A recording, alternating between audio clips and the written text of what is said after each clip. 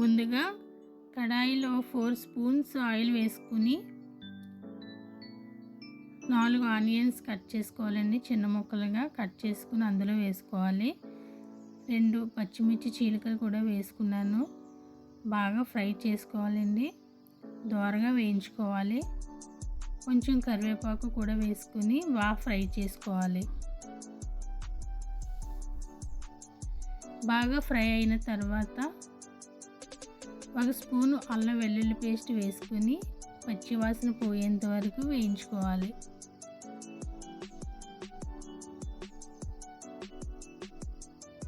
బాగా ఫ్రై అయిన తర్వాత చిటికెడు పసుపు కూడా వేసుకుని కలుపుకుని ఫ్రై చేసుకోవాలి.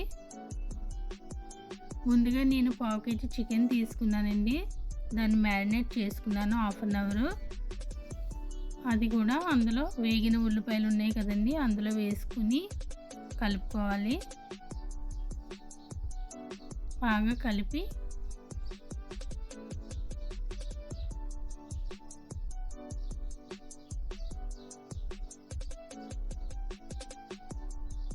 అంతా కలిసిపోయేటట్టు ఒకసారి కలుపుకోవాలండి.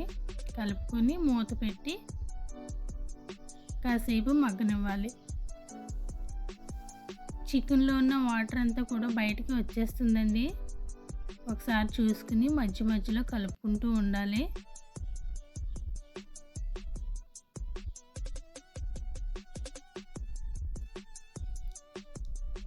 కాసేపు మూత పెట్టి ఉడికించుకోవాలండి. అందులో ఉన్న వాటర్, చికెన్లో ఉన్న వాటర్ అంతా కూడా ఇంకిపోయే వరకు ఉంచుకోవాలి. ఎగిరిపోతుంది కదండి మొత్తం వాటర్ అంతా.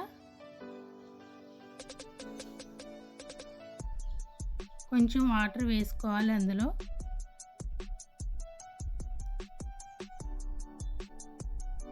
వాటర్ వేసుకుని కలుపుకోవాలి. చికెన్కి సరిపడా కారం, సాల్ట్ వేసుకుని బాగా కలుపుకోవాలండి. అంతా చికెన్కి పట్టే వరకు కలుపుకొని మూత పెట్టుకోవాలి.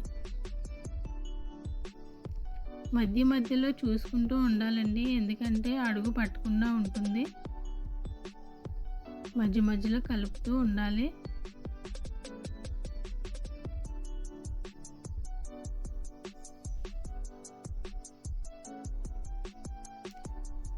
మసాలా కోసం నేను పచ్చి కొబ్బరి, గసగసాలు, ధనియాలు, జీలకర్ర, లవంగాలు తీసుకున్నానండి.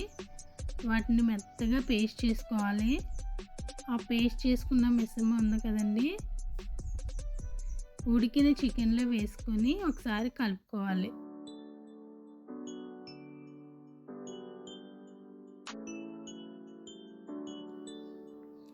మూత పెట్టుకోవాలండి. పెట్టుకుని 15 నిమిషాలు ఉడికించుకోవాలి. మరలా ఒకసారి మూత తీసి కలిపి మాంసం ఉడికిందో లేదో చూసుకోవాలి. కలుపుకుని మూత పెట్టుకోవాలండి. 10 నిమిషాలు ఉడికిన తర్వాత మూత తీసి కొంచెం కరివేపాకు చికెన్లో వేసుకోవాలండి. ఉడుకుతున్న చికెన్లో కరివేపాకు వేసుకుంటే ఆ ఫ్లేవర్ చికెన్కి పట్టి చాలా టేస్టీగా ఉంటుందండి. చాలా బాగుంటుంది. నాటుకోడి చికెన్కి కాంబినేషన్గా కొబ్బరి అన్నం, ఆనియన్స్ చిన్న చిన్న ముక్కలుగా కట్ చేసుకుని తింటే టేస్ట్ చాలా బాగుంటుందండి. మీరు కూడా ట్రై చేసి కామెంట్ రూపంలో చెప్పండి. Thank you for watching.